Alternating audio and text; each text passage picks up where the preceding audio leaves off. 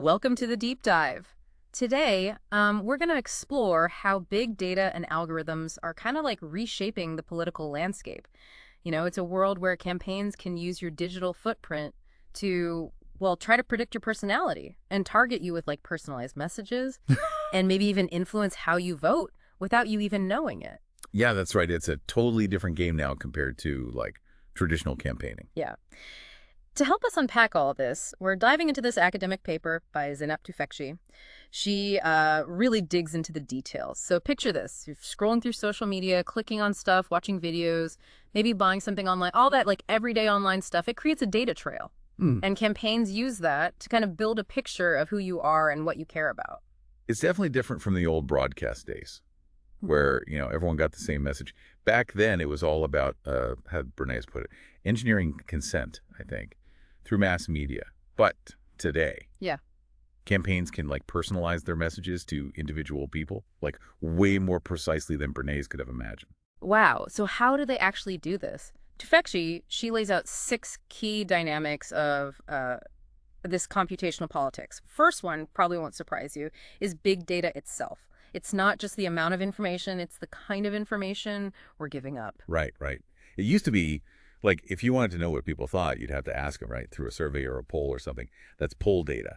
But now we're constantly creating data through our online actions, user-generated data, whether we know it or not. Okay, so we're generating mountains of data every day without even realizing it. But how are they actually using it? This is where it gets a bit, unsettling, right? Absolutely. And it's not just the volume, but like you said, the type of data. Those old surveys, you had control over what you shared. Now, every click, like purchase, it's all a data point they can use to build, well, a surprisingly detailed profile of you. So they're making these like digital dossiers on us, but they're not just passively collecting data, right? They're using some pretty high-tech tools to analyze it all. That's right.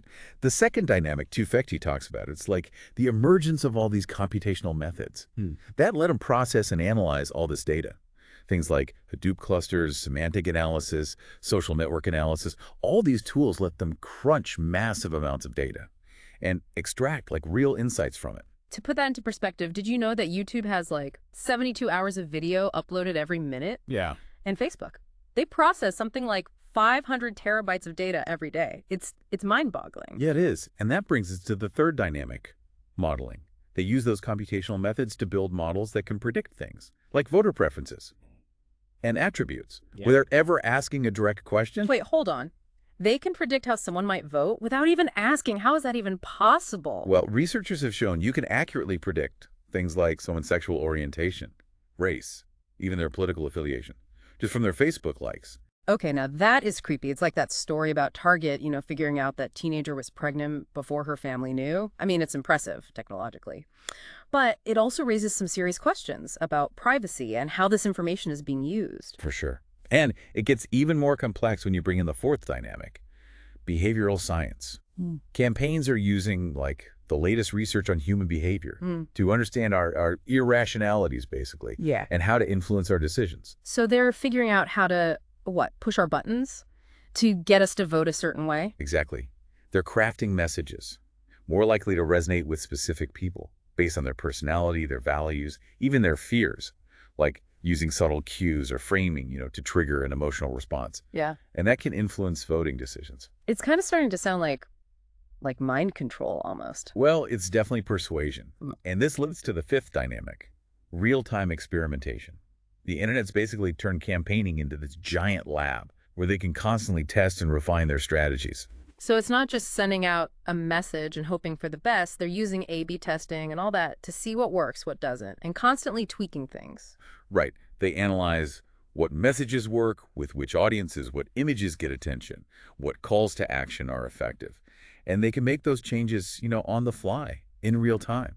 It's almost like they're running these mini experiments on us all the time. The Obama campaign, they were famous for their data stuff, weren't they? Yeah, they were pioneers. They used A/B testing for everything, email subject lines, website designs. Some people estimate their data stuff helped them raise millions more dollars and recruit tons of volunteers. Wow. It makes you wonder how much of our online experience is being shaped by these experiments without us even knowing. So we've got Big data, powerful tools, behavioral science, real-time experimentation. What's the sixth dynamic? The sixth one, and maybe the most important, is the influence of platforms and algorithms. Hmm. We're talking about the Facebooks, the Twitters, the Googles, the companies that control, well, the flow of information online. These companies have a huge amount of power, don't they? They're like the gatekeepers of the digital world. Their algorithms really control what we see, what we read. Exactly. And that influence extends to, well, politics.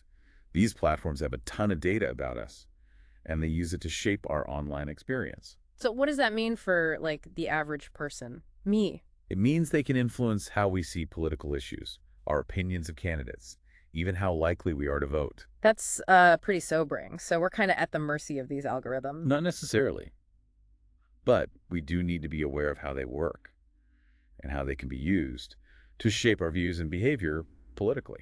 I guess that's where awareness comes in. If we understand how this technology works, we can start making better decisions online. Definitely. And we can also demand more transparency from the platforms themselves. We need to know how these algorithms work, what data they're using. This all sounds super complex, a bit overwhelming, honestly. Where do we even begin with all this? Well, one place is the consequences for, like, the public sphere. Hmm. Tufekci argues this shift to computational politics is creating a more fragmented, unequal political landscape. So yeah, picking up where we left off, let's dig into how this is affecting the public sphere. Tufekci's argument is that, this shift away from like a shared public square towards this personalized targeting, it creates a more fragmented and unequal political landscape. It's almost like instead of having a debate out in the open, we're just having all these like whispered conversations in dark corners, except those whispers are being like amplified by algorithms or something. Exactly. And that amplification, it can really change how we understand and engage with political issues, Mhm.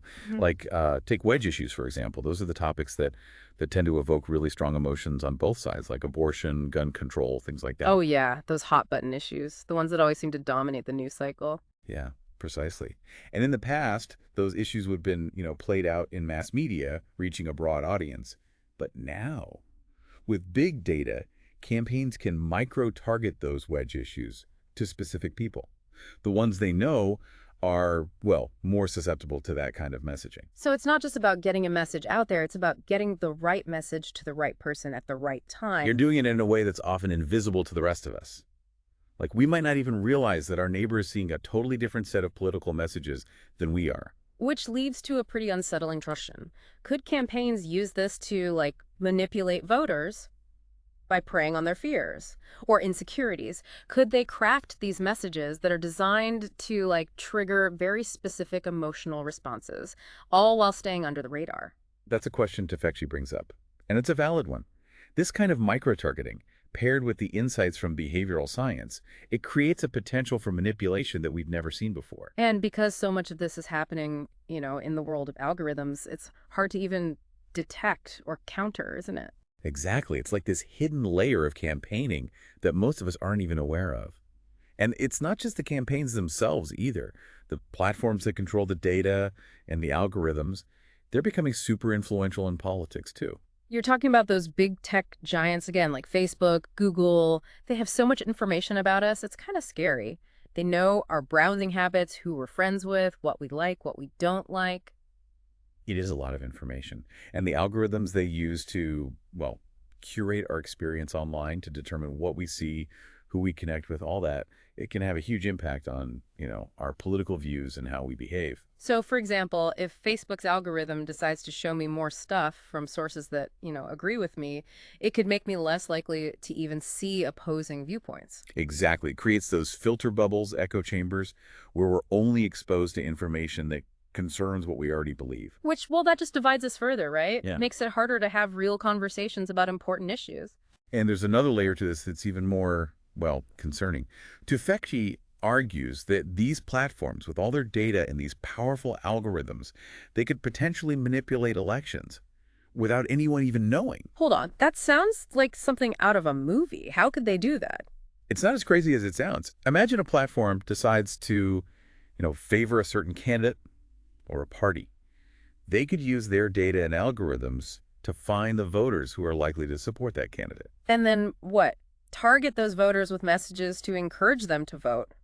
while like subtly discouraging the people who might oppose that candidate. Precisely. And because these algorithms are so complex and opaque, it would be really difficult to prove that this was even happening. That's a pretty scary thought. It is. And it really highlights how much we need more transparency and accountability from these platforms.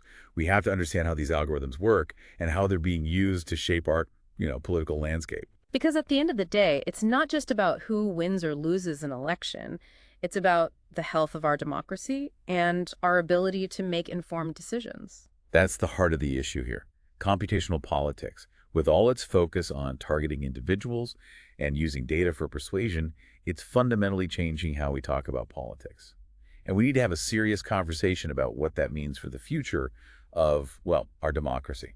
So where do we go from here? What can we do to address these concerns, make sure technology is being used responsibly in politics? That's the million-dollar question, right? Yeah. It's a big challenge, and there are no easy answers. But I think there are a few things we could focus on. Okay, lay them on me. I'm Yeah. ready for some solutions. First, transparency. We need to demand more information from campaigns and platforms about how they're using our data and how their algorithms work. It's like we need to shine a light on that black box of algorithms, right? Ah, We yeah. can't fix a problem if we don't understand it. Exactly. Second, we need to talk about regulation. Do we need new laws or policies to govern how data and algorithms are used in campaigns? That's a question that's been around for a while. It's tough because we have to balance free speech with protecting ourselves from manipulation and, unfair practices. Not an easy thing to do. Yeah, it's a complex issue for sure. And finally, we need to empower individuals.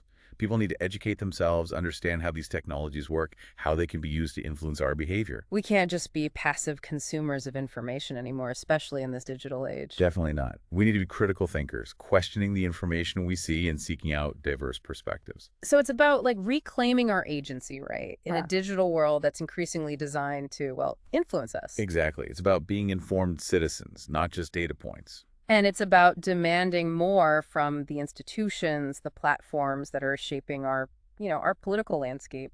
Well said. It's a challenging landscape, but it's not hopeless. We have the power to shape the future of technology and democracy. It's up to us to use that power wisely. Those are all great points. Now, I know we focused a lot on the challenges, the concerns, but are there any potential upsides to all this? Can we use this technology for good in the political sphere? That's a great question. And while Tufekci is clearly concerned about the potential downsides, she does say these tools could be used to, increase political participation, make campaigns better at reaching voters. So maybe there is a silver lining here. I'm interested to hear more. Let's explore that in the next part of our deep dive. Stick with us. Okay, so we've talked about the downsides, but like you said, there might be some upsides to computational politics. Could it actually get more people involved? It's definitely possible. Tufekci thinks these tools could help level the playing field a bit, give smaller campaigns or grassroots movements access to the kind of resources that used to only be available to, the big guys. So instead of those expensive TV ads or huge mail campaigns, they could use big data and targeted messaging to reach the people who, actually share their values. Exactly. Imagine a small nonprofit trying to raise awareness about climate change, right? They could use big data to find the people who are most likely to care about that and then tailor their message specifically to them. It's like they could build a movement from the ground up without needing a ton of money. That's pretty cool when you think about it, using technology to build a virtual town square or something where everyone can come together and talk about the things that matter to them. And it's not just about reaching new people. These technologies could also make campaigns, well, more responsive to what voters actually want. Imagine a campaign that uses real-time data to track how the public is feeling and then changes its messaging based on that. That's they'd have their finger on the pulse constantly, seeing how people are reacting to different issues. Exactly. It would let campaigns have a more direct dialogue with voters, getting feedback in real time, seeing what works and what doesn't. It sounds like a more, well, democratic way to campaign, right? More participatory. But the question is, how do we make sure these technologies are used ethically, responsibly? That's the big challenge. Yeah. We have to be aware of the potential for manipulation Right. and make sure these tools are actually being used to strengthen democracy, not weaken it. It's all about balance. Harnessing the power of technology, but also protecting, the integrity of our democratic processes. So it comes back to transparency, accountability, and I guess a healthy amount of skepticism. We need to be informed, question the information we see, and demand more from the platforms and the campaigns that are using these technologies. Absolutely. It's not just about the technology itself. It's about the kind of society we want to live in. It's about using these tools to create a more informed, engaged, democratic world. Well said. We've covered a lot today, exploring this world of computational politics. It's complex, it's a little unsettling, it raises a lot of questions, but there are also some interesting possibilities in there. It's definitely a field that's changing fast, and we all need to be paying attention. I think the future of democracy in the digital age, it might just depend on how we choose to use these powerful tools. Well, thanks for joining us for this deep dive into computational politics. It's been fascinating, a lot to think about. And to all our listeners, keep questioning, keep learning, and stay engaged. The future of democracy is in our hands.